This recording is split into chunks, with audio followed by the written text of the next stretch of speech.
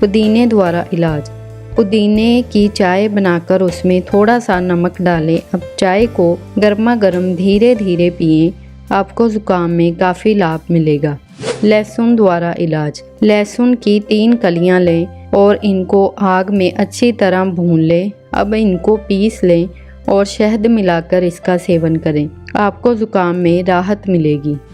हींग द्वारा इलाज। थोड़े से पानी में हींग डालकर उसका घोल तैयार कर लें।